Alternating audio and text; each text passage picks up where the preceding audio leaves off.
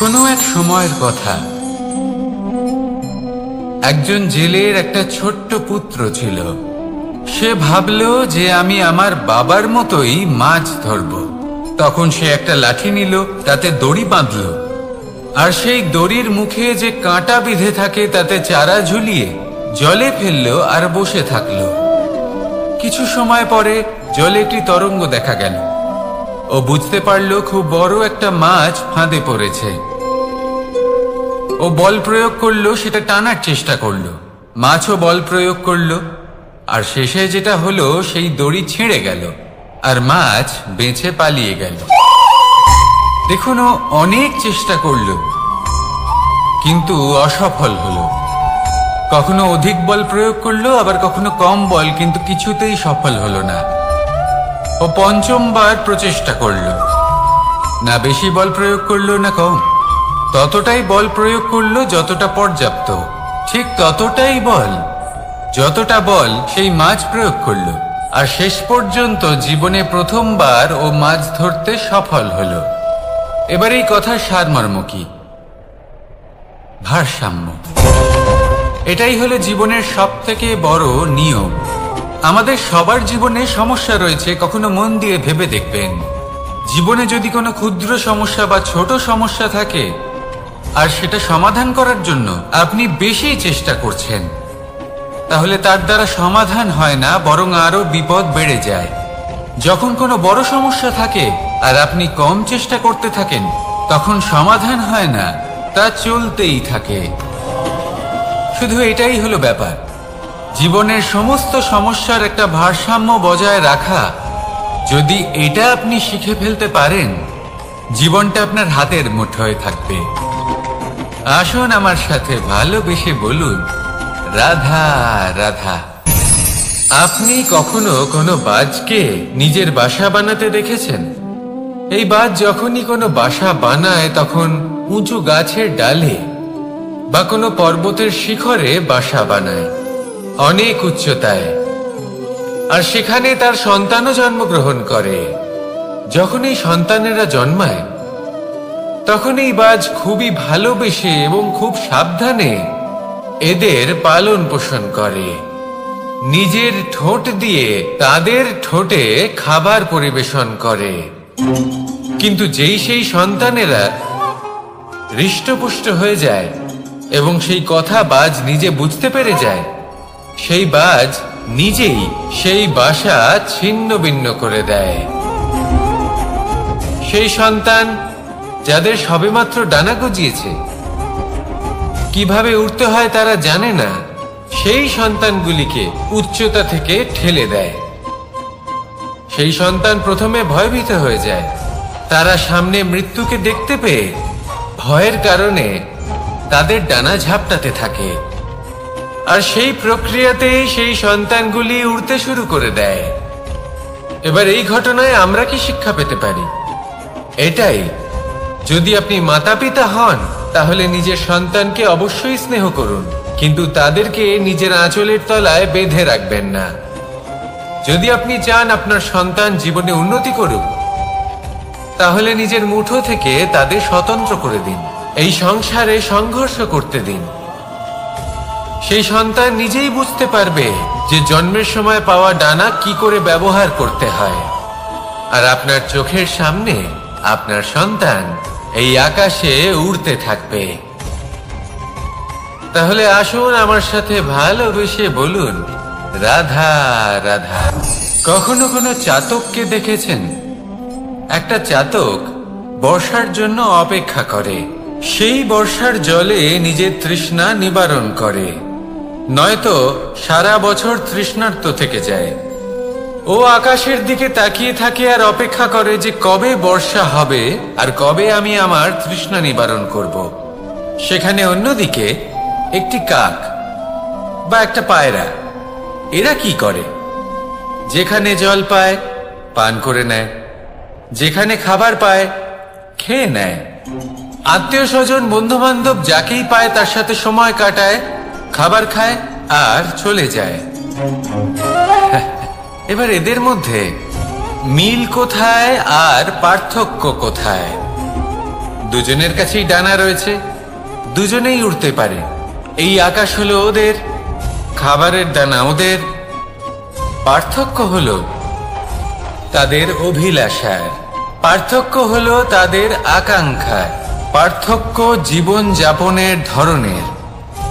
এবার যত বেশি আকাঙ্ক্ষা থাকবে, যত দামি জীবন যাপন করার ইচ্ছে থাকবে, তত বেশি কষ্ট আপনাকে সহ্য করতে হবে। আবার অন্যদিকে জীবন যত সরল হবে, জীবন যাপন যত সরল হবে, সমস্যা ততটাই কম হবে। তাই সবসময় চেষ্টা করবেন আপনার মানসিকতা এবং আপনার জীবন যেন সরল হয়। ভালোবাসতে থাকুন। যদি কেউ আপনাকে ভালোবাসে, তাকেও আপনি ভালোবাসা ফিরিয়ে দিন। তাদের সাথে কথা বলুন, কিছু তাদের কথা শুনুন, কিছু নিজের কথা বলুন। দেখবেন সকল তাপ উত্তাপ দূর হয়ে গেছে। এটাই তো হলো জীবনের সারমর্ম। তাই প্রেমে থাকুন, ভালোবাসুন, আর ভালোবেসে আমার সাথে বলুন, রাধা রাধা। একবার একজন সাধক ওনার শিষ্যদের একটা কাজ দিলেন। একটা দুর্লভ জড়িবুটি নিয়ে আসতে বললেন। এতটাও কঠিন কাজ সেটা ছিল না, কারণ সকল শিষ্য জানতেন যে এই দুর্লভ জড়িবুটি কোথায় পাওয়া যায়। পর্বতের শিখরে। কঠিন কাজ কোনটা? সেখানে পৌঁছনোর সেই পথ, যা ছিল কাঁটায় জর্জরিত, পাথরে পরিপূর্ণ, যেখানে পিছলে পড়ার আশঙ্কা রয়েছে এবং গভীর ক্ষত পেতে পারে সবাই। এবার বেশ কয়েকজন শিষ্য গেলেন। তার মধ্যে কয়েকজনই সেই জড়িবুটি নিয়ে আসতে পারলেন। কারণটা কি ছিল? কিছু শিষ্যের মনোযোগ ছিল শুধুমাত্র লক্ষ্যের দিকে, অর্থাৎ পর্বতের সেই শিখরে। কিছু শিষ্যের মনোযোগ ছিল পথের এই সংকটগুলির ওপর। কিছুজন নিজের সমস্ত মনোযোগ, সমস্ত শক্তি কেন্দ্রীভূত করলেন শুধুমাত্র লক্ষ্যের দিকে। বাকিরা মনোনিবেশ করলেন এই সংকটের থেকে নিজেকে বাঁচাতে। কিন্তু যাদের মনোযোগ শুধু লক্ষ্যের দিকে ছিল, শুধু তারাই জড়িবুটি নিয়ে আসতে পারলেন। কারণ কি ছিল? একটা সহজ ব্যাপার যা আমাদের বুঝতে হবে। আমরা যদি লক্ষ্যে পৌঁছতে চাই, তাহলে বিপদের সম্মুখীন তো আমাদের হতেই হবে, আর কোনো বিকল্প নেই। যন্ত্রণাও হবে, পায়ে কাঁটাও হয়তো ফুটতে পারে, হয়তো পড়েও যেতে পারেন, হয়তো রক্তপাতও হতে পারে। কিন্তু তার সাথেই সাফল্য অর্জনের যে আনন্দ, সেটাও পাওয়া যায়। সেই জন্য নিজের মনোযোগ সবসময় লক্ষ্যের দিকে রাখুন, পথের সেই বিপদগুলির দিকে নয়। সত্যি কথা বলতে, এই বিপদ এটা কিছুক্ষণের, আজ আছে কাল নাও থাকতে পারে। কিন্তু যদি লক্ষ্যকে প্রাপ্ত করতে পারেন, তাহলে তার আনন্দ আপনার সাথে সারা জীবন রয়ে যাবে।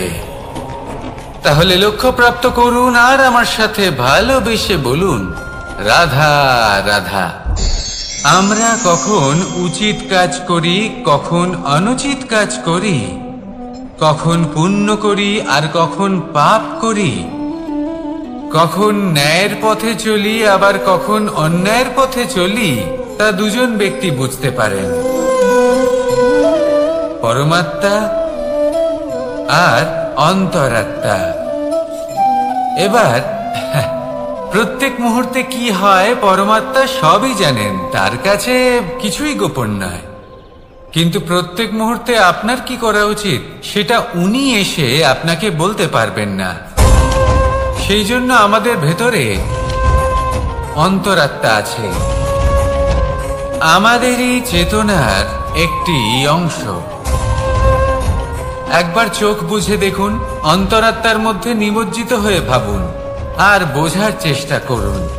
এই অন্তরাত্মা সবসময় আপনাকে শুভ কাজ করার জন্য প্রেরিত করেন আর অশুভ কাজ করা থেকে বিরত করেন। এই অন্তরাত্মার কথা মানতে থাকুন। পরমাত্মা সবসময় আপনার কাছেই পাবেন। আসুন আর আমার সাথে ভালোবেসে বলুন, রাধা রাধা। মানুষের জীবনে দুই ধরনের আবেগ থাকে যা চিরকাল তার সাথে বসবাস করে। প্রথম, স্বপ্ন। দ্বিতীয়, অজুহাত। মানুষ হাজার হাজার স্বপ্ন দেখতে পারে। আমাকে এই কাজ করতে হবে, আমাকে ওখানে ঘুরতে যেতে হবে, আমার জীবনে এই অসম্ভব কাজ বাস্তবায়িত করে দেখাতে হবে, আদি ইত্যাদি। এবার ঠিক যেমন স্বপ্ন দেখেন সেইভাবে অজুহাতও খুঁজে নিয়ে আসেন। আমি এই স্বপ্ন পূরণ করতে পারলাম না, কারণ আমাকে কেউ সাহায্যই করল না, কারণ আমি দুর্বল হয়ে পড়েছিলাম, কারণ আমার কাছে সময়ই ছিল না, আদি ইত্যাদি। এবার সাফল্য এবং অসফলতার মাঝখানে এই ধরনের সংঘর্ষ হতে থাকে। সাফল্য তখন লাভ করা সম্ভব যখন আপনার স্বপ্ন আপনার অজুহাতের থেকে অনেক বড় হয়, আর অসফলতা তখন পাবেন যখন আপনার অজুহাত আপনার স্বপ্নের থেকে অনেক বড় হয়। আপনি যদি সাফল্য লাভ করতে চান তাহলে চেষ্টা করতে থাকুন, পরিশ্রম করুন। যদি অসফল হন তাহলে ভয়ভীত হওয়ার কোনো প্রয়োজন নেই। নিজের ভুল বুঝুন, তাকে শুধরে নিন, আবার চেষ্টা করুন। কিন্তু যদি নিজের জীবনে অজুহাত নিয়ে আসেন তখন স্বপ্ন কখনো পূরণ হবে না। আসুন আমার সাথে ভালোবেসে বলুন, রাধা রাধা। এমন কিছু রয়েছে মানুষের মনে, তাদের জীবনে এমন এক আবেগ যা সর্বজন বিদিত, যা সবাই জানেন যে উপস্থিত আছে। সেটাকে আমরা সমস্যা বলে থাকি। এমনিতে আমরা সকলেই জানি যে এমন কোনো গৃহ নেই যেখানে মৃত্যুর ছায়া পড়েনি, এমন কোনো বৃক্ষ নেই যার দ্বারা ওষুধ তৈরি সম্ভব নয়, এমন কোনো অন্ন নেই যা সময়ের সাথে বিষ বা অমৃতে পরিণত হতে পারে। এবার এই সমস্যাগুলি কোনো ব্যক্তির জন্য সমস্যা হতে পারে, কিন্তু নিজে থেকে এরা কোনো সমস্যাই নয়। এরা আসে আমাদের সাহায্য করতে, আমাদের কিছু শেখাতে। আপনি নিজেই দেখুন, পর্বতের শিখর থেকে কোনো এক পাখি পড়ে গিয়ে নিজের প্রাণ ত্যাগ করল। সেটা কখন সম্ভব? যখন সেই পাখি ওড়ার চেষ্টাই করে না। তখন যখন কোনো ব্যক্তি জলে পড়ে যান এবং ডুবে গিয়ে নিজের প্রাণ হারান, এর সম্ভাবনা কখন বেশি থাকে? যখন সেই ব্যক্তি সাঁতার কাটার চেষ্টাই করেন না। তখন এই সমস্যা প্রত্যেকের জীবনে থাকবেই, কিন্তু এটা মনে রাখা প্রয়োজনীয় যে কোনো সমস্যা পরিস্থিতির কারণে সমস্যা হয়ে ওঠে না। এই পরিস্থিতি যখন আমাদের সামনে আসে আমাদের তা কঠিন মনে হয়, আমরা নতমস্তক হয়ে পড়ি, ভয়ভীত হয়ে পড়ি, তার সম্মুখীন হতে পারি না। তখন তা সমস্যার রূপ নেয়। দৃঢ় হয়ে দাঁড়িয়ে থাকুন সাহসের সাথে, এই পরিস্থিতিগুলির সম্মুখীন হন। দেখবেন সমস্যা কখন সাফল্যে পরিণত হবে আপনি জানতেই পারবেন না। আসুন আমার সাথে ভালোবেসে বলুন, রাধা রাধা। সময় যা সবকিছুকে সমান করে দিতে পারে, যা সব থেকে বেশি শক্তিশালী, সব থেকে বড় সম্পত্তি, সব থেকে বড় শিক্ষক এবং সব থেকে বড় সুযোগ। এই সময় যখন ভালো যায় তখন তা আপনাকে আমিত্বে মত্ত করে তোলে, অহংকারে নিমজ্জিত করে দেয়। আর যখন খারাপ হয় তখন দুঃখের সাগরে নিজের প্রতি ঘৃণাবোধে নিমজ্জিত করে। তাই এই সময় যা এত শক্তিশালী এক সম্পত্তি, এত মহান একটি ধন, তাকে এমনি এমনি নষ্ট হতে দেবেন না। এই সময়ের সাথে কি করবেন, কিভাবে করবেন তা ভাবতে গিয়ে এবং করতে গিয়ে সময় নষ্ট করবেন না।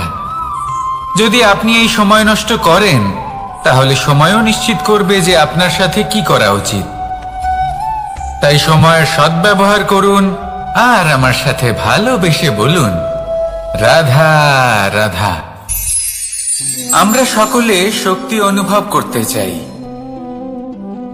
এবার যদি আপনাকে জিজ্ঞেস করা হয় যে সবথেকে বেশি শক্তির অনুভব কোথা থেকে করা সম্ভব, তখন কেউ কেউ বলবেন পুষ্টিকর আহার গ্রহণ করলে, ব্যায়াম করলে, কেউ বলবেন ধন লাভ করলে, বন্ধুদের থেকে, পরিবারের থেকে, আদি ইত্যাদি। এইভাবে আপনি শক্তির অনুভব অবশ্যই করতে পারেন, কিন্তু সবথেকে বেশি শক্তির অনুভব যদি আপনি করতে চান তাহলে তা পাবেন শুধু একতার দ্বারা, সংগঠনের দ্বারা। যদি আপনাকে উদাহরণ দিই, নিজের এই হাতটাকে দেখুন, 5টা আঙুল রয়েছে। কোনো একটা বস্তুকে নিজের একটা আঙুল দ্বারা তুলে ধরার চেষ্টা করে দেখুন, বড়ই কষ্ট হবে। তখন আপনি বুঝতে পারবেন যখন এই 5টি আঙুল একত্রিত হয় তখন কোনো কাজ কতটা সহজ হতে পারে। এটাই হলো শক্তি, একতার। সব থেকে ভালো উদাহরণ যদি আপনাকে দিই তাহলে বাঁশি। এই বাঁশি থেকে অত্যন্ত মধুর সুর নির্গত হয় যা সবার মন প্রসন্ন করে দেয়। এই কথা সত্যি, কিন্তু এই বাঁশি আমি একটা বা দুটো আঙুল দিয়ে বাজাতে পারবো না। আমাকে প্রত্যেকটা আঙুল ব্যবহার করতেই হবে, তবেই এর থেকে মধুর সুর নির্গত হবে যা সকলকে প্রসন্ন করবে, ঠিক কিনা? ঠিক এইভাবেই যদি আপনি চান যে আপনার জীবনরূপী বাঁশি থেকেও মধুর সুর নির্গত হোক বা সবার মনকে প্রসন্ন করে তুলুক, তাহলে আপনাকেও জীবনে একতা নিয়ে আসতেই হবে। আপনি একাও কর্ম করতে পারেন, পথ চলতেও পারেন, সামনেও এগোতে পারেন, সাফল্যও লাভ করতে পারেন। কিন্তু যখন সকলে একসাথে এগোবেন, সেই পথে চলবেন, সেই কর্মই করবেন, তখন লক্ষ্যে অবশ্যই পৌঁছবেন, সাফল্য অবশ্যই লাভ করবেন। কিন্তু সেই সাফল্য এবং তার আনন্দর সংমিশ্রণটাই একটু অন্যরকম হবে। তাই জীবনে ঐক্যবদ্ধ হন, একসাথে মিলে এগোতে থাকুন, আর আমার সাথে ভালোবেসে বলুন রাধা রাধা। জীবনে 2 ধরনের আবেগ রয়েছে যার কোনো মূল্য নেই। আমার কথার অর্থ এটা নয় যে এদের কোনো গুরুত্ব নেই, গুরুত্ব যথেষ্টই রয়েছে, শুধু এদের জন্য আপনাকে কোনো মূল্য দিতে হয় না। প্রথম আবেগ হলো আনন্দ, প্রসন্নতা। এটা আপনি যে কোনো জায়গায় খুঁজে পেতে পারেন যদি আপনি খুঁজে পেতে চান। আপনি কোনো পুষ্পের সৌন্দর্য দেখে প্রসন্ন হতে পারেন। বায়ুর কারণে যখন একটি বৃক্ষ শিহরিত হয় সেটা দেখে আপনি প্রসন্ন হতে পারেন। একটা ছোট্ট শিশুর কলরব শুনেও আপনি প্রসন্ন হতে পারেন। একটা ক্রন্দনরত বালককে হাসিয়ে আপনি প্রসন্ন হতে পারেন। সবকিছু আপনার উপর নির্ভরশীল। সেখানে আরেকটি আবেগ হলো দুশ্চিন্তা। মানুষ বড়ই দুশ্চিন্তা করতে থাকে। আজ আমি এই কাজ করেছি, সেই বিষয়ে চিন্তা। আজ আমি এই কাজ করতে পারিনি, সেই বিষয়ে চিন্তা। কাল আমাকে এই কাজ করতে হবে, সেই নিয়ে চিন্তা। আমি কি সেই কাজটা করতে পারবো, সেই বিষয়েও দুশ্চিন্তা। চিন্তা সর্বত্র রয়েছে, যার জন্য মূল্য দিতে হয় না। যত চান আপনি একত্রিত করতে পারেন। একটা গুরুত্বপূর্ণ কথা মনে রাখবেন, প্রসন্নতা জীবনের একটা নতুন সূত্রপাত। সেখানে দুশ্চিন্তা হলো জীবনের চিতার সমান। এবার এই দুটি আবেগ হলো মূল্যহীন, দুটোই আপনার সামনে আছে। কোনটা চয়ন করবেন আপনি, দুশ্চিন্তা নাকি প্রসন্নতা? সিদ্ধান্ত আপনারই। আসুন আর আমার সাথে ভালোবেসে বলুন রাধা রাধা। ধন, সম্পত্তি, এগুলো আসলে কি? এগুলো শুধু সেই মূল্য যার দ্বারা আমরা কোনো কিছু অর্জন করতে পারি। এবার এই ধনের দ্বারা এই সংসারে অনেক কিছু লাভ করা সম্ভব, কিন্তু সেই সব কিছুই শুধুমাত্র ভৌতিক বস্তুই হবে, ভৌতিক সামগ্রী, ভৌতিক সুবিধা। অর্থাৎ আপনার কাছে যতই ধন থাকুক, তা আপনাকে শান্তির ঘুম এনে দিতে পারবে না, আপনাকে জীবনের বাস্তব সুখের অনুভূতি লাভ করাতে পারবে না। কারণ এগুলো ভৌতিক ধন, এ ভৌতিক বস্তুই অর্জন করাতে সক্ষম। বাস্তবিক ধন কি? যদি এই প্রশ্ন আপনার মনে আসে তাহলে তার উত্তর আমি আপনাকে দেব একটা উদাহরণের মাধ্যমে। কখনো আপনি শুনে থাকবেন যে একজন পিতা আজীবন অনিষ্ট করেন, অনর্থ করেন, খারাপ কাজ করেন শুধু ধন অর্জনের জন্য। তিনি ভাবেন যে আমি ধন অর্জন করব আর নিজের সন্তানকে একটা উজ্জ্বল ভবিষ্যৎ প্রদান করব, একটা সুখ স্বাচ্ছন্দ্যময় জীবন দান করব। এবার সন্তান যখন জন্ম লাভ করে তখন সে ভাগ্যের জোরে সেই ধন ভোগ করে। যেরকম সে পায় সেরকমই তার ব্যবহার সে করে। কখনো আপনি এটাও দেখে থাকবেন যে সেই সন্তান সমস্ত ধন নষ্ট করে ফেলে, আর সেই পিতা যিনি সমস্ত ধন সঞ্চয় করেছেন, যিনি সেই ধনের প্রভু, আজ সেই ধনের প্রহরী হয়ে রয়েছেন। এবার এরকম কেন হয়? এরকম তখনই হয় যখন সেই পিতা বুঝতেই পারেন না যে তার জীবনের আসল ধন কি। সেই আসল ধন তার সন্তানকে সে দিতেই পারে না। যদি পিতা তার সন্তানকে কর্মের জ্ঞান দিতে পারেন, উচিত কোনটা অনুচিত কোনটা সেই শিক্ষা দিতে পারেন, সংস্কারের প্রকৃত শিক্ষা দিতে পারেন, তবে সেটা ধনের থেকে অনেক বেশি গুরুত্বপূর্ণ। এটাই হলো জীবনের বাস্তব ধন। আপনি সেই কথা তো অবশ্যই শুনে থাকবেন, কুসন্তান হলে ধন সঞ্চয় করে কি হবে, সুসন্তান হলে ধন সঞ্চয় করে কি হবে। সন্তান যদি কুপুত্র হয় তাহলে সব নষ্ট করে ফেলবে, আর সন্তান যদি সুপুত্র হয় তাহলে ধন থাকুক না থাকুক সে নিজেই কর্মের পথে অগ্রসর হয়ে ধন অর্জন করবে আর নিজের জন্য এক উজ্জ্বল ভবিষ্যৎ গড়ে তুলবে। তাই সন্তানকে সম্পদ দেওয়ার আগে কর্মের জ্ঞান দান করুন, সুশিক্ষা দিন, কারণ এটাই হলো জীবনের প্রকৃত ধন। আসুন আর আমার সাথে ভালোবেসে বলুন, রাধা রাধা। কর্ম এবং ফল। মানুষের স্বভাব হলো এটাই যে তিনি নিজের প্রত্যেক পরিশ্রমের প্রতিফল প্রার্থনা করেন। বেশিরভাগ সময় এই ফলাফলের চিন্তা করতে করতে, কল্পনা করতে করতে উনি কর্ম করতে থাকেন যে আমি এই কাজটা করলে এই ফল পাবো। সেই সব কল্পনা করতে থাকেন যা না তার হাতে আছে, না আছে অধিকার আর না আছে নিয়ন্ত্রণ। উনি শুধু নিজের কর্ম করতে পারেন। উনি কি ফল পাবেন তা তার হাতে কখনোই নেই। তাই আপনিও শুধুমাত্র কর্ম করতে থাকুন, ফলের চিন্তা করবেন না। মনে রাখবেন, শিকড় এবং শাখা যেভাবে একে অপরের সাথে জড়িয়ে, সেইভাবেই একে অপরের সাথে জড়িয়ে কর্ম এবং ফল।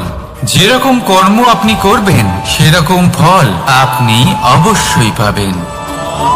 তাই এই ফলের আশায় কর্মের সময় কখনোই নষ্ট করবেন না, কারণ যে ব্যক্তি সময় নষ্ট করেন, সময় সেই ব্যক্তিকে অবশ্যই নষ্ট করে দেয়।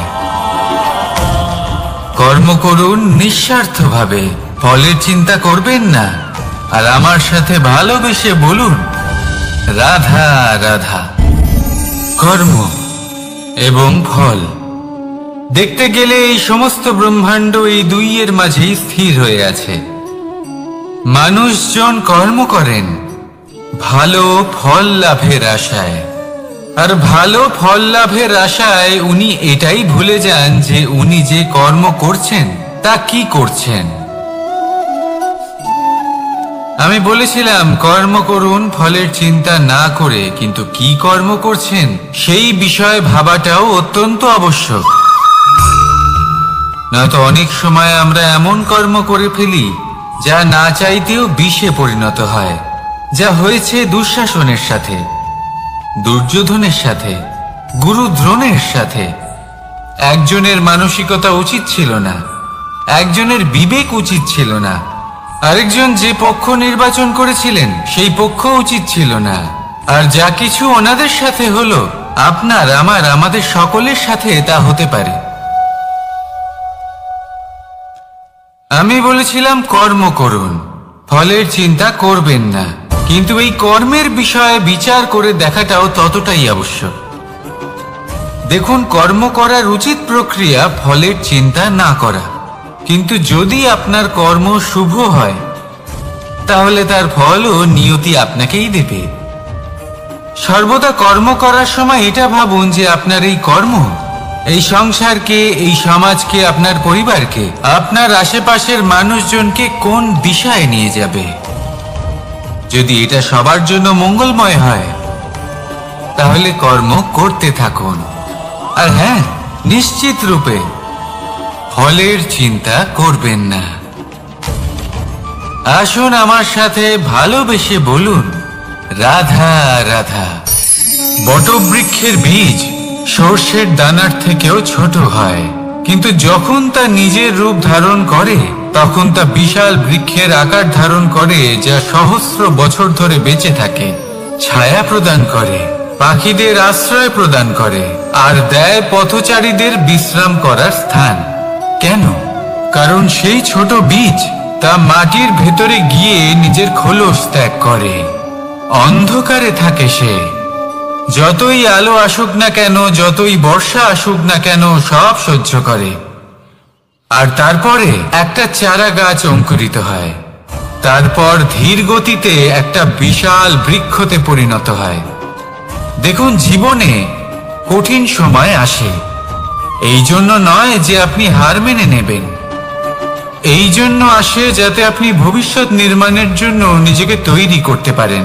যদি কঠিন সময়ে আপনি ওই বীজের মতো দৃঢ় হয়ে থাকতে পারেন, তাহলে আপনিও একদিন সেই বিশাল বৃক্ষের মতো নিজের অস্তিত্ব গড়ে তুলতে পারবেন, যা সহস্র বছর পর্যন্ত মনে রাখা হবে। আসুন আমার সাথে ভালোবেসে বলুন, রাধা রাধা। এই ব্রহ্মাণ্ড কত বৃহৎ, তাই না? যার সম্মুখে এই পৃথিবীকেও একটা বিন্দুর মতো মনে হয়। আর এই পৃথিবীতে আমরা কে হই, আমাদের আকার কিরকম, আমাদের অস্তিত্বই বা কি? যখন আমরা এভাবে ভাবি তখন মনে হয় আমরা কিছুই নই। তা আমরা যখন কিছুই নই, তাহলে আমরা এত চিন্তা করি কেন? কি ভেবে ভয় পাই? কাকেই বা এত ভয় পাই? কে আমাদের মারতে পারে আর কেই বা আমাদের জন্ম দেবে? আত্মার আসলে না কখনো জন্ম হয় আর না কখনো মৃত্যু। আত্মা শুধুই শরীর বদল করে। আপনি, আমি, আমরা সকলে এই শরীর নয়, আমরা হলাম আত্মা, যা হলো পরম আত্মার পরম অঙ্গ। সেই জন্য মনে রাখবেন, বাইরের কোথাও দেখবেন না, নিজের অন্তরের গভীরে গিয়ে দেখুন, আত্মাকে উপলব্ধি করতে শিখুন। ক্লেশ, ভয়, চিন্তা, এই সব কিছুর থেকে নিজেকে দূরে রাখুন, তাহলেই উপলব্ধি করতে পারবেন পরমাত্মাকে। তাহলে আসুন আমার সাথে ভালোবেসে বলুন, রাধা রাধা। পরিবর্তন এই সংসারের শাশ্বত নিয়ম। কোন রাজা নেই যিনি চিরকাল রাজা থাকেন, কোন ধনী ব্যক্তি নেই যিনি চিরকাল ধনী থাকবেন। এই সংসারে সূর্যের স্থান নেওয়ার জন্য চন্দ্রিমার আগমন ঘটে। কোন স্থান যাকে পতিত বলা হয়েছিল, সেখানে মহল তৈরি হয়েছে। কোন স্থান যাকে আজ মলিন বলা হয়েছে, কাল সেখানে মন্দির স্থাপন হতে পারে। কোন ঋতু চিরকালের জন্য থাকে না, কখনো সময় চিরকাল একরকম থাকে না। আজ যা আপনার কাছে রয়েছে, কাল অন্য কারোর ছিল। আজ যে আপনার কাছে রয়েছে, কাল তা অন্য কারোর কাছে চলে যাবে। আপনার সাথে কিছু থাকলে তা হলো আপনার কর্ম, কিন্তু সেই কর্মের পরিণামও আপনার নয়। আপনি শুধু কর্ম করুন, বাকি সবকিছুই পরিবর্তনশীল। কিন্তু সেই পরিবর্তনকে দেখে ভয় পাওয়ার প্রয়োজন নেই, তাকে স্বাগত জানান। যদি আপনি হাসি মুখে সেই পরিবর্তনকে স্বাগত জানান, তাহলে এই পরিবর্তনও হাসি মুখে আপনার সাথে থাকবে। আসুন আমার সাথে ভালোবেসে বলুন, রাধা রাধা। সঞ্চয় মানুষের যখন থেকে বোধ বুদ্ধি হয়, সঞ্চয় করতে আরম্ভ করে দেন। সঞ্চয় করতে থাকেন ভোজনের, সঞ্চয় অর্থের, সঞ্চয় শক্তির। নিজের জন্য করেন, নিজের পরিবারের জন্য করেন, নিজের স্ত্রীর জন্য করেন, সন্তানের জন্য করেন, সন্তানের সন্তানের জন্য সঞ্চয় করেন। সঞ্চয় করার জন্য ওনার কাছে অনেক কারণ রয়েছে, কারণ উনি এটা ভাবেন যে এই সঞ্চিত শক্তির জন্য কেউ ওনার কোনো ক্ষতি করতে পারবে না। মানুষ ভুলে যান একটা গুরুত্বপূর্ণ কথা, এই সত্য, উনি এই সংসারে খালি হাতেই এসেছিলেন, আর এখান থেকে ওনাকে খালি হাতেই যেতে হবে। যা এখানকার তা এখানেই থেকে যাবে। আর যদি কিছু ওনার সাথে যায় তা হলো ওনার কর্ম, আর কিচ্ছু নয়। তাই যদি কিছু অর্জন করতে চান তাহলে শুভ কর্ম অর্জন করুন, আত্মশক্তি অর্জন করুন, কারণ পরলোকে এটাই হবে আপনার সম্পত্তি। তাহলে কি এটা আপনি অর্জন করতে চান না? আসুন আর আমার সাথে ভালোবেসে বলুন, রাধা রাধা। সদিচ্ছা। দেখতে গেলে 3 অক্ষরে তৈরি এই শব্দ, কিন্তু সমস্ত ত্রিলোক তার উপরেই আধারিত। আপনি এই সংসারে এসেছেন, তখন অবশ্যই শ্বাস নেবেন, কিন্তু তার বদলে আপনাকে কিছু তো দিতেই হবে। আপনার উপর নির্ভর করছে আপনি কি দেবেন। কি দেবেন এই সংসারকে, এই সমাজকে, নিজের পরিবারকে, আর তার বদলে কি নেবেন? যশ নাকি অপযশ? দেখুন, এক ছিল রাবণ, যে কিনা সমুদ্র পার করল সীতাকে অপহরণ করার জন্য, আর এক ছিলেন রামচন্দ্র, যিনি সমুদ্র পার করেছিলেন, সেতু বানিয়ে গিয়েছিলেন সীতাকে ফিরিয়ে নিয়ে আসার জন্য। দুজনেই সমুদ্র পার করেছিলেন, শুধু পার্থক্য ছিল সদিচ্ছাকে বোঝার, লক্ষ্যের। অনেক মানুষের যাত্রা একরকম হতেই পারে, কিন্তু আনন্দ তখনই লাভ করবেন যখন লক্ষ্য শুভ হবে, মহান হবে। এই লক্ষ্য দিয়ে এই সংসারের কল্যাণ হবে এবং মানুষের সম্মান হবে।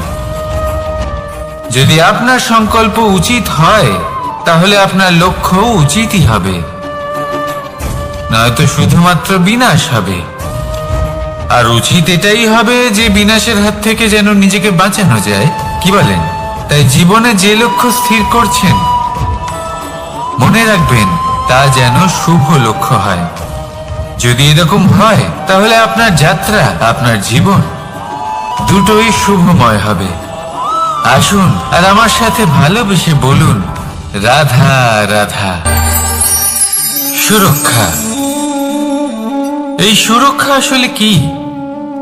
এটা কি কোনো কবচ নাকি কোনো সীমা? এই সুরক্ষা আসলে অন্য কিছু। আমাদের মাতা পিতা, আমাদের প্রিয়জন, আমাদের বন্ধু, এই সমাজ, আমাদের শুভাকাঙ্ক্ষী, আমাদের আত্মীয়, এনারা সবাই আমাদের জীবনে কোনো না কোনো ভাবে সুরক্ষা দিয়ে থাকেন, একটা কবচ দিয়ে থাকেন কোনো না কোনো রূপে। কিন্তু দেখতে গেলে আমাদের পরাক্রমের পথে, আমাদের বীরত্বের পথে, আমাদের সাহসের পথে এই সুরক্ষাই সব থেকে বড় বাধা হয়ে দাঁড়ায়। একবার ভেবে দেখুন, যদি আপনি কোনো সুরক্ষাই না পান, বা যদি আপনি এই সুরক্ষা ভেঙে বাইরে আসতে পারেন, তাহলে আপনার বীরত্ব চরম সীমায় পৌঁছে যায়। কেন? কারণ তখন আপনি জানেন যে এই সংসারের সম্মুখীন আমাদের নিজেদেরই হতে হবে। আপনি বুঝে যান যে শত্রুর সম্মুখীন এবার নিজের বলের দ্বারা, নিজের পরাক্রমের দ্বারা, নিজের সাহসের দ্বারা করতে হবে। আর তখন আমাদের মনের মধ্যে এই শক্তি জাগ্রত হয়। এই শক্তি অন্তরেই বসবাস করে, শুধু এটা চিনে নিতে হবে, একে জাগ্রত করতে হবে। আর এটা সুরক্ষা ভেঙে যাওয়ার পরেই সম্ভব হয়। আর যারা নিজের শক্তি সম্পর্কে জানেন, যিনি নিজেই জানেন তিনি কতটা শক্তিশালী, তিনি নিজেই নিজের সুরক্ষা কবচ চিরকালের মতো ভেঙে ফেলে দেন, ঠিক কর্ণের মতো। আর তারপরে দেখুন, আপনার পরাজয় হোক বা বিজয়ী হোক না কেন, সেটাই অনেক বড় হয়, সেটাই প্রশস্ত হয়ে থাকে। সেই জন্য ত্যাগ করুন নিজের ভয়কে, নিজের আশেপাশের এই সুরক্ষা চক্রকে ভেঙে ফেলুন, আর সম্মুখীন হন এই সংসারে, নিজের শত্রু সম্মুখীন হন। পরাক্রমের এই অঙ্কুর, তা অঙ্কুরিত হওয়ার জন্য বীজের উপরের এই কবচ এটা ভেঙে যাওয়া অতি আবশ্যক। আসুন আমার সাথে ভালোবেসে বলুন, রাধা রাধা। যখন আমরা হাঁটতে থাকি আর আমাদের পায়ে কাঁটা বিঁধে যায়, তখন মুখ দিয়ে আহ বেরিয়ে আসে, কান্না চলে আসে, আর অনেক সময় অভিশাপও বেরিয়ে আসে। কিন্তু আমরা কি কখনো এটা এইভাবে দেখেছি, এইভাবে ভেবেছি যে আমরা যে পথে চলেছি সেই পথে কাঁটা বিঁধেছে, নাকি আমরা সেই পথ নির্বাচন করেছি যাতে শুধুই কাঁটা রয়েছে? নাকি আমরা এভাবে ভেবে দেখেছি যে এই কাঁটা আমাদের কষ্ট দিতে এসেছে, নাকি এটা আমরাই বিছিয়ে রেখেছিলাম? সাবধান থাকা উচিত ছিল, কারণ কাঁটা বিঁধলে যন্ত্রণা হবে, চিৎকার করে ফেলতে পারি, মুখ থেকে অভিশাপও বেরিয়ে আসতে পারে। কিন্তু এই অভিশাপ শুধুমাত্র আমাদের তরফ থেকে অভিশাপ হয়, সামনের ব্যক্তিটির ওপরও নির্ভর করে। এবার সেই ব্যক্তি যদি এমন হয় যে ফুল আর কাঁটা এই দুই সমানভাবে গ্রহণ করতে পারে, তার কাছে অভিশাপও বরদানে পরিণত হয়। শেষ পর্যন্ত ব্যাপারটা দাঁড়ায় ভাবনা, চিন্তা, দৃষ্টিভঙ্গির ওপর। কারণ আপনার এই ভাবনাই সত্যি হয়ে সামনে আসে। সেই জন্য এই ভাবনা, চিন্তা, মানসিকতাকে গুরুত্ব সহকারে দেখবেন। এই বিবেচনা নিয়ে বিবেচনা করতে শিখুন। আমার কথার অর্থ হলো যে জীবনে যখন এরকম কিছু একটা ঘটবে, তখন ভেবে দেখুন যে এরকম কেন হলো। আপনি কি এমন কোনো কর্ম করেছিলেন যার কর্মফল এটা? এমন কোনো কাজ যা অনুচিত ছিল, অসত্য ছিল, যা অভদ্রতার কারণ ছিল? ভেবে দেখা প্রয়োজন। দেখুন, ইচ্ছে হলো আপনার যে আপনি কি করতে চান, ভাবনা আপনার, সত্য আপনার, জীবন আপনার, সিদ্ধান্ত আপনার। আসুন আর আমার সাথে ভালোবেসে বলুন, রাধা রাধা। সময়, এই সময় আসলে কি? এই সময় একটা সরল রেখা তো কখনোই নয়। সময় হলো একটা চক্র, যেখানে এর আদি সেখানেই হলো এর অন্ত, আর যেখানে তা শেষ হয় সেখান থেকেই তার শুরু হয়। এই সময় একটা অত্যন্ত বিচিত্র চিন্তা, বিচিত্র ভাবনা, একটা বিচিত্র বস্তু যা কেউ বুঝতে পারেন না। এই সময়ের লীলা, এর কোনো প্রমাণ নেই, কোনো জ্ঞান নেই, কোনো পরিমাপ নেই। শুধু এটুকু আমরা জানতে পারি, যেখানে শেষ হবে সেখান থেকে একটা নতুন সূচনাও হবে।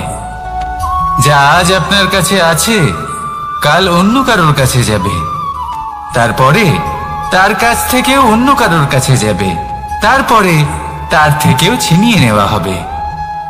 এই নিয়তির একজনের কাছ থেকে অন্যজনের কাছে আদান প্রদানের এই সময় হলো আপনার সময়। এই সময়ের সদ্ব্যবহার করুন, এই সময়কে বাঁচুন। আপনাকে শুধু এটাই সুনিশ্চিত করতে হবে যে আপনি কোন পক্ষে আছেন। আর সত্যি বলতে কি, আপনার জীবনের পরিণাম নির্ভর করে আপনার নির্বাচনের ওপর। আপনি কোন পক্ষ নির্বাচন করছেন? তাহলে মনে রাখবেন, জীবনে সেই পক্ষই নির্বাচন করবেন যা চয়ন করার পরে আপনি সুখ অনুভব করবেন, আপনি সন্তোষ লাভ করবেন, প্রসন্নতা লাভ করবেন। আর আমি এটাই সুনিশ্চিত করব যে এই পক্ষ যেন শান্তির পক্ষ হয়, এই পক্ষই যেন প্রেমের পক্ষ হয়। তাহলে চিন্তা করবেন না, আর আসুন আমার সাথে ভালোবেসে বলুন,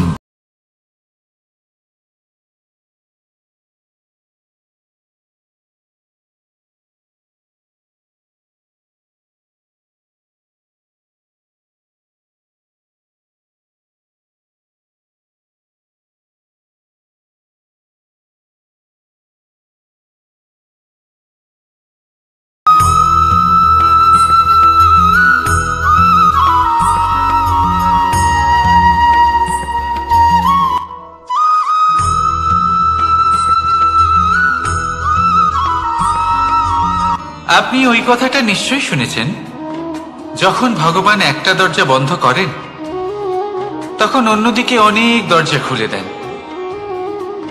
এবার এই দরজা, এই সমস্ত পথ আমরা দেখতে পাই না, অনেক সময় আমরা বুঝতে পারি না, হারিয়ে যায় সব।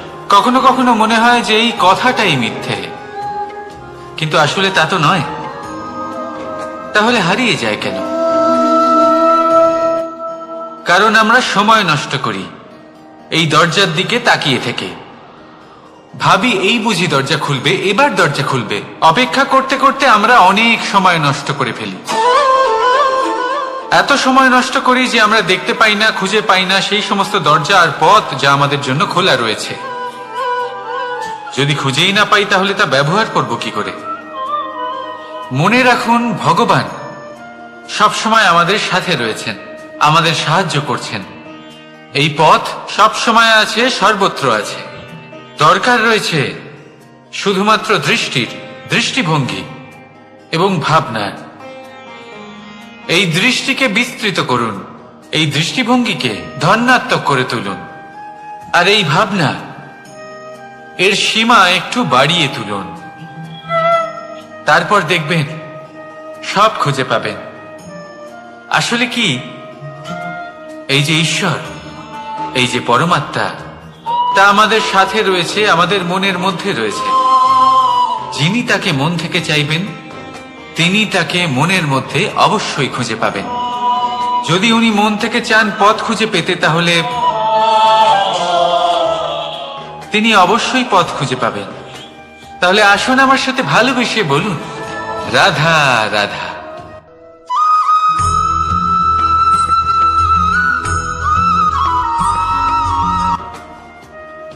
সুখ, দুঃখ, মৃত্যু, মহামারী, এগুলো কখনো বলে আসে না, আবার জিজ্ঞাসা করেও আসে না। এমনই হয় দ্রুত ক্রীড়ার এই খেলায়। এক কারাগারের মতো, একটা মাকড়সার জালের মতো। যেমন একটা মাকড়সার জাল একটা পোকাকে নিজের দিকে আসতে আকর্ষিত করে নিজের চমকের দ্বারা, নিজের গঠন দ্বারা, সেরকমই দ্রুত ক্রীড়ার এই খেলা মানুষকে নিজের দিকে আসতে প্ররোচিত করে। শেষে গিয়ে মানুষ আটকা পড়ে। পার্থক্য শুধু এটাই, যখন এক পোকা এই জালে জড়িয়ে পড়ে তখন সে তার প্রাণ হারায়। মানুষ যখন এই দ্রুত ক্রীড়ায় আকর্ষিত হয়, সে নিজের মান, নিজের ধন সব কিছু হারায়, নিজের বিবেক হারিয়ে ফেলে। কিন্তু আপনি আপনার বিবেক কখনোই হারাবেন না। যদি আপনার মনে লোভ চলে আসে, আপনি লোভী হয়ে ওঠেন।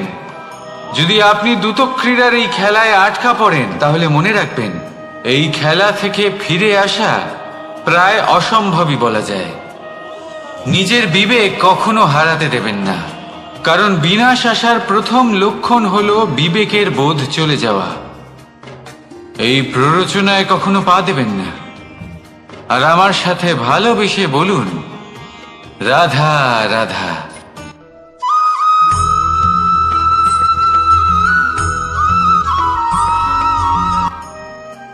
যখন একজন ভক্ত এবং তার ভগবান এক আকার ধারণ করেন, যখন একজন ভক্ত নিজের ভগবানের প্রতি, নিজের জীবনের লক্ষ্যের প্রতি সম্পূর্ণরূপে সমর্পিত হয়ে যান, তখন জন্মগ্রহণ করে ভক্তি। আর তখন সংসারের সমস্ত আশা তিনি ত্যাগ করতে পারেন। সমস্ত আশা শেষ হতে পারে, কিন্তু মানুষের সঙ্গ ভক্তি কখনো ত্যাগ করে না। যখন ভক্ত ও ভগবান এক আকার ধারণ করেন, এক হয়ে যান, তখন রথী এবং সারথীর মধ্যে কোনো পার্থক্য থাকে না। তারাও এক হয়ে যান। একটাই ব্যক্তিত্ব, একটাই অস্তিত্ব। আর সেই জন্যই কখনো কখনো রথীর আদেশ ছাড়াই সারথী রথ চালিয়ে দেন, আবার কখনো সারথীর পরামর্শ ছাড়াই রথী আক্রমণ করে ফেলেন। এ তো শুধুমাত্র আরো একটা গুণ সেই সারথীর মধ্যে, যিনি ধর্ম স্থাপনার মহান কাজে আমার সারথী হতে চলেছেন। তাহলে আসুন আমার সাথে ভালোবেসে বলুন, রাধা রাধা।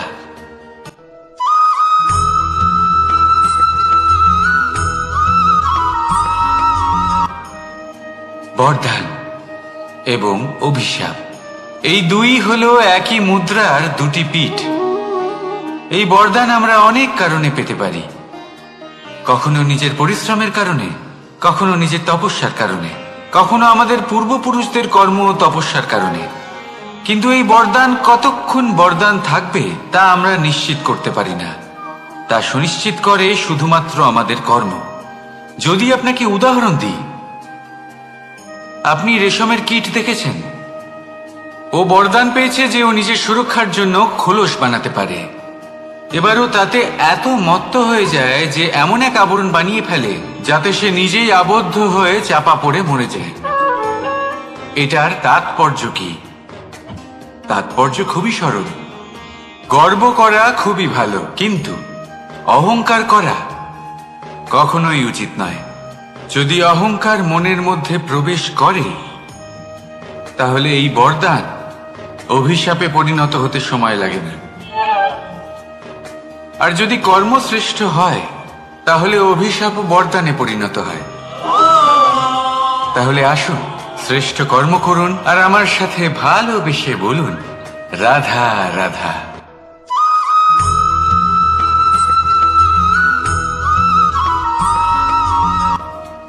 ধর্ম।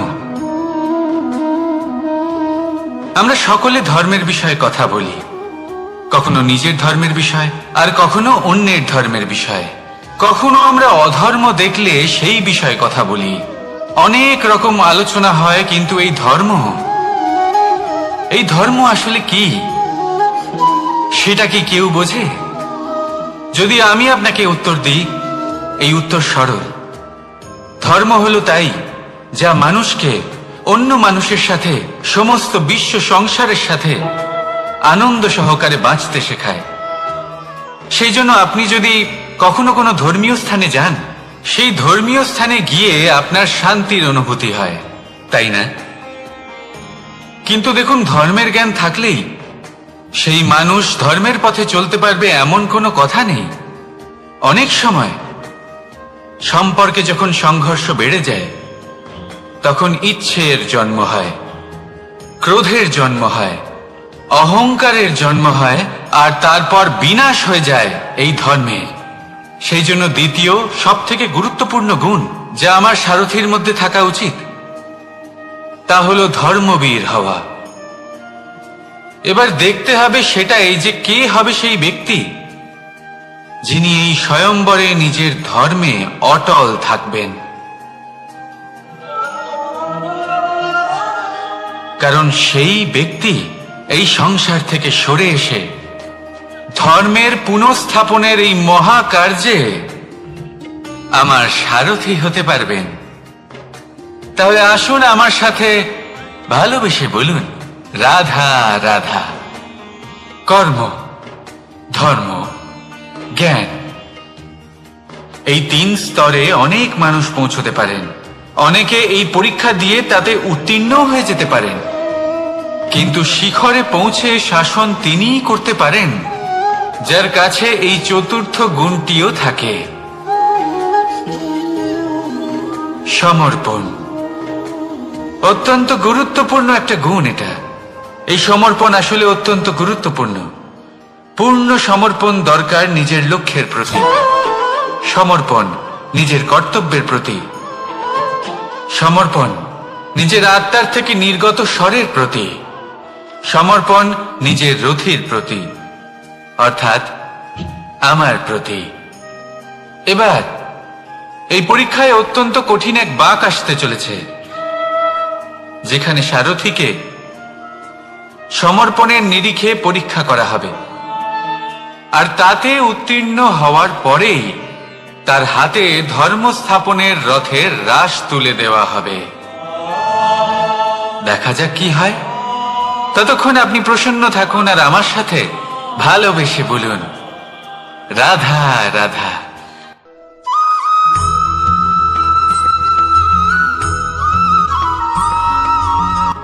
শব্দই হলো শূন্য, শব্দই হলো আরম্ভ, শব্দই হলো অন্ত, শব্দই হলো অমর, শব্দই হলো ব্রহ্ম।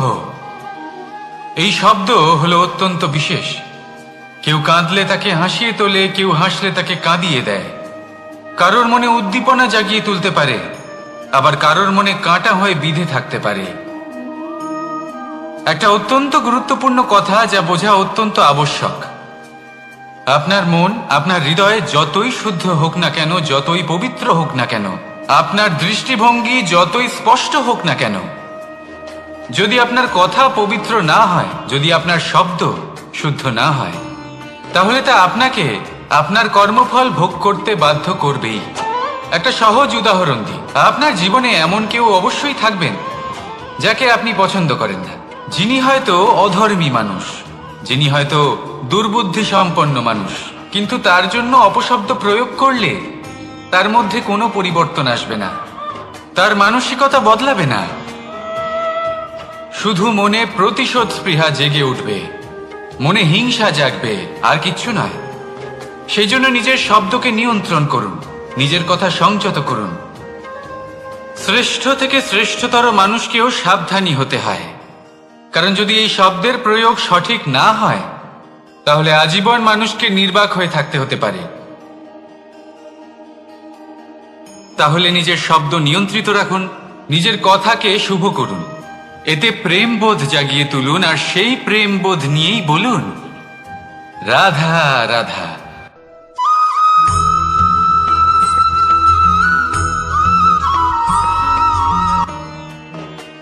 ভাগ করে নেওয়া বা বন্টন করা প্রত্যেক মানুষের জীবনে অবশ্যই হয়ে থাকে, আর অনেক সময় এটা জীবনে অতি আবশ্যক হয়ে পড়ে। কিন্তু ভাগ করার মনোকামনা তার থেকেও বেশি গুরুত্বপূর্ণ হলো যে কোন ঘটনার আধারে এই বাটোয়ারা হলো। অনেক সময় এই বাটোয়ারা হলো শান্তির প্রতীক, আবার অনেক সময় এই বাটোয়ারা বিপ্লব ঘটাতে পারে, এমন এক বিপ্লব যা মহাযুদ্ধ ঘটিয়ে দিতে পারে। দেখুন, বাটোয়ারা সম্পত্তির হোক বা হোক ভিক্ষা, শিক্ষা কিন্তু একটাই। জীবনে অনেক সময় বাটোয়ারা দরকার হতে পারে, কিন্তু যতদূর সম্ভব তা এড়িয়ে চলুন, একসাথে মিলে এগিয়ে চলুন। কারণ দেখুন, এই যে বাটোয়ারা ভাগ করে দেয়, আর সেখানেই একতা আপনাকে অগ্রসর করে। তাহলে আপনিও এটাই করুন, একসাথে মিলে সামনে এগোন, আর আমার সাথে ভালোবেসে বলুন, রাধা রাধা।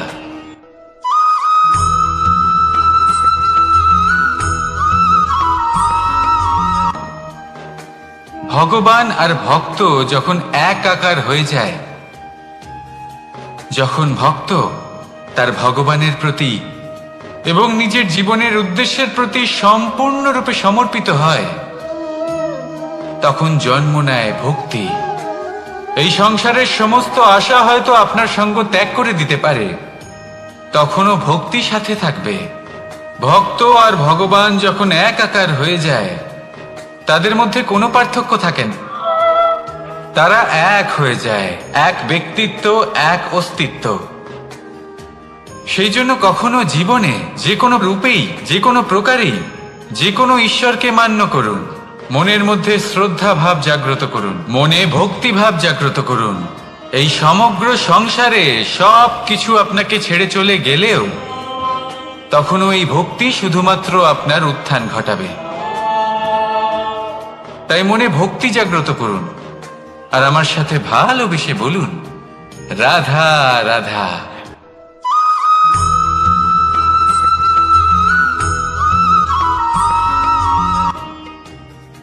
আত্মীয় স্বজন কারা হন?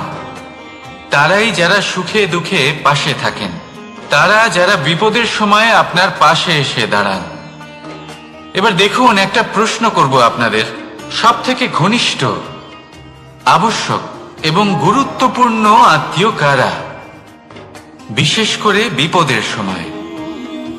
কেউ বলবেন মাতা, কেউ বলবেন পিতা, কেউ বলবেন ভাই বোন, ইত্যাদি ইত্যাদি। এবার ভাবুন, আপনি বড় হয়ে গেছেন, আপনি বাড়ি থেকে দূরে চলে গেছেন, পেট ভরানোর জন্য আপনাকে প্রত্যেক দিন চেষ্টা করতে হয়। এমন সময় যদি আপনার জীবনে বিপদ এসে পড়ে, তাহলে কখন আপনার খবর ওনাদের কাছে পৌঁছবে? কতক্ষণে ওনারা সাহায্য করতে আসতে পারবেন? এরকম এক সময় সব থেকে গুরুত্বপূর্ণ আত্মীয় হন আপনার প্রতিবেশী, কারণ তারাই সেই মুহূর্তে আপনার সব থেকে কাছে। আপনি কখনো পরীক্ষা করে দেখবেন, আপনার তার সাথে লক্ষ মতভেদ থাকলেও প্রতিবেশীকে কষ্টের মধ্যে দেখে সবার আগে সাহায্য করতে তারাই এগিয়ে আসেন। তাই প্রতিবেশীর সাথে সম্পর্ক ভালো রাখুন, শুধুমাত্র স্বার্থের জন্য নয়। এটা হলো শান্তিরও আধার। যদি এই সম্পর্ক ভালো থাকে তাহলে না কথায় কথায় বিবাদ হবে, না মতান্তর। আর এই সুখী সম্পর্কের ছায়ায় মন প্রসন্ন হয়ে বলবে, রাধা রাধা।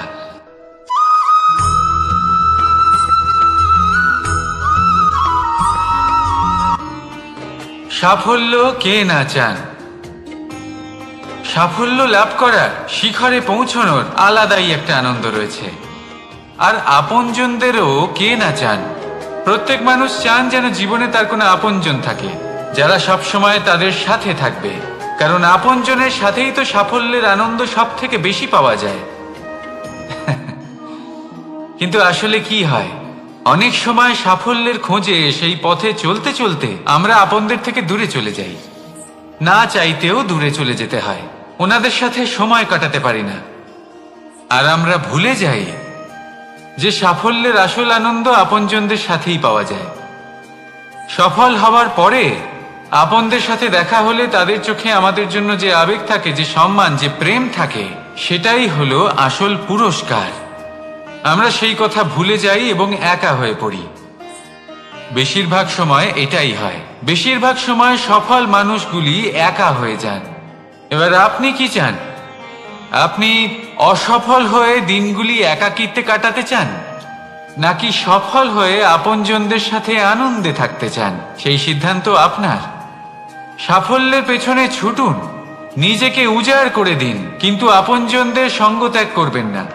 সেই আপনজন যারা আপনার সাফল্যের জন্য দায়ী, সেই আপনজন যিনি আপনার সাফল্যে আনন্দ পান, সুখ লাভ করেন, তাদের কখনো ত্যাগ করবেন না। আসুন আমার সাথে ভালোবেসে বলুন, রাধা রাধা।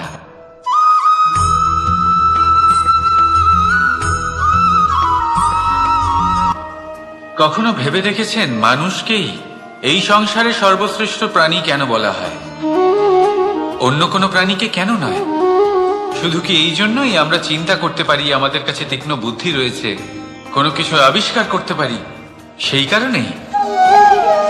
তা তো অন্য কোনো প্রাণীর কাছেও থাকতে পারে। এমন কিছু পশুও রয়েছে যাদের কাছে তীক্ষ্ণ বুদ্ধি আছে। তাহলে মানুষ কেন?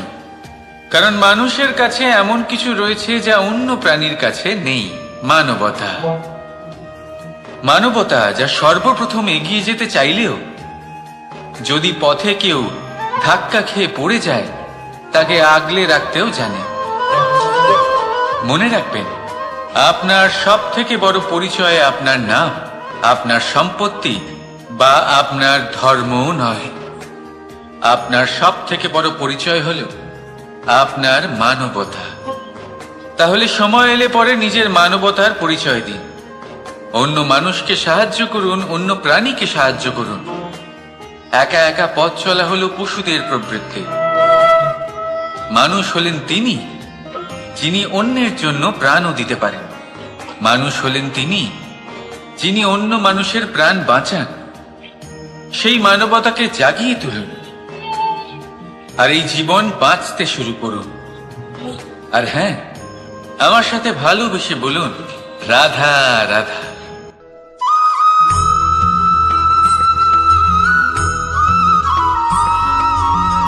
জীবনে শিখরে পৌঁছানোর জন্য মানুষের কি প্রয়োজন হয়ে থাকে? সিঁড়ির। কিন্তু তাও প্রত্যেক মানুষ, প্রত্যেক ব্যক্তি শিখরে পৌঁছতে পারেন না। এর কারণ কি? কারণ একটা হতে পারে যে মানুষ কল্পনা করতে থাকেন কিন্তু সিঁড়ি খুঁজে পান না।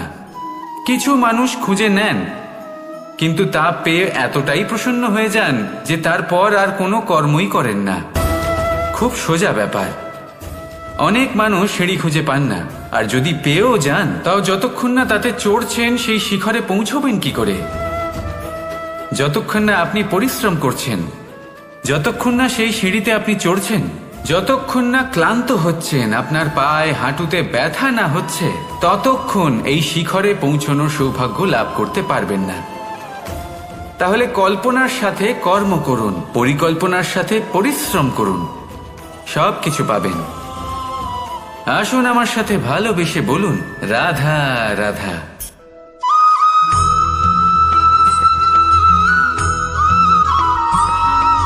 এই সংসারে মাতা পিতা তার সন্তানকে সব থেকে বড় উপহার কি দিতে পারে? বৈভব, সুযোগ সুবিধা, বাড়ি, নাকি আশেপাশের পরিবেশ? এই সংসারে মাতা পিতা তার সন্তানকে সব থেকে বড় উপহার শিক্ষা দিতে পারেন, কিন্তু তার জন্য সময়ের প্রয়োজন হয়। এবার এই সময় অত্যন্ত অদ্ভুত। সময়ের ধারণা সবার রয়েছে। কখনো কখনো কিছু কঠিন সময় বরদানের মতো আমাদের সম্মুখে আসে। এরকম কোনো সমস্যার কথা যদি আমি বলি, যেমন যুদ্ধ, মহামারী, মহা অসুখ, এরকম সময় আমাদের কাছে যথেষ্ট সময় থাকে। এই সময় আমরা চিন্তা করি, ভয়ভীত হই, কে জানে কত সম্পত্তির ক্ষয়ক্ষতি হবে। এবার এই সময় কিভাবে কাটিয়ে ওঠা যায়? অশুভ চিন্তা তার মনের মধ্যে বাসা বাঁধে, সে বুঝতে পারে না সে কি করবে। আমি বলবো, চিন্তা ত্যাগ করুন, এই ভয়কে ত্যাগ করুন। আর মনে রাখুন একটা গুরুত্বপূর্ণ কথা, যে ঈশ্বর আপনাকে বরদান দিয়েছেন যাতে আপনি নিজের কর্তব্য পূর্ণ করতে পারেন। কর্তব্য, নিজের পরিবারকে সময় দেওয়া, নিজের সন্তানকে শিক্ষা দেওয়া। তাদের সাথে বসুন, কথাবার্তা বলুন, আলোচনা করুন। কিছু কথা তারা বলবে, কিছু আপনি বলবেন, কিছু আপনি শিখবেন, কিছু তারা শিখবে। তাদের সাথে খেলা করুন, তাদের সাথে পূর্বপুরুষের গল্প করুন। এইসব করলে তাতে না শুধু তাদের ভবিষ্যৎ উজ্জ্বল হবে, বরং আপনিও সন্তুষ্টি পাবেন। ভয়ভীত হবেন না। আজ বর্তমানে আপনি কি করতে পারেন যাতে আপনার বর্তমান সঠিক হবে এবং ভবিষ্যৎ উজ্জ্বল হবে, তাতে একাগ্র হন। সব কিছু শুভ হবে। রাধা রাধা।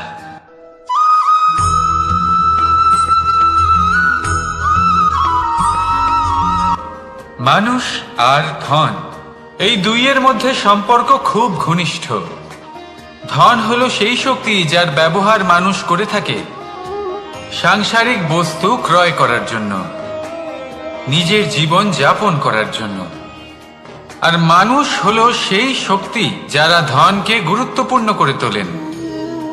এবার একটা কথা বলি, ব্যবহার করা উচিত ধনকে আর ভালোবাসা উচিত মানুষকে।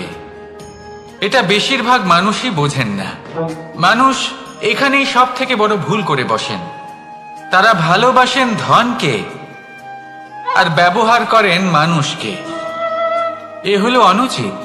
দেখুন, আপনি একটা সূচের দ্বারা যুদ্ধ করতে পারবেন না, আর কোনো তলোয়ার দ্বারা বস্ত্র সেলাই করতে পারবেন না, তাই না? কোনটা কিসের জন্য হয় সেটা বোঝা অত্যন্ত জরুরি। আপনিও সঠিক দিকে অগ্রসর হন। মানুষকে ভালোবাসুন আর ধনকে ব্যবহার করুন। যদি আপনি মানুষকে ব্যবহার করেন, তাহলে আপনি ভালোবেসে ফেলবেন ধনকে। আর এই ভালোবাসা ধীরে ধীরে পরিণত হবে লোভে, আর ধীরে ধীরে এটা আপনাকে বিনাশ করে দেবে। তাহলে সমস্ত মানুষকে ভালোবাসুন আর এইভাবে ভালোবেসে বলুন, রাধা রাধা।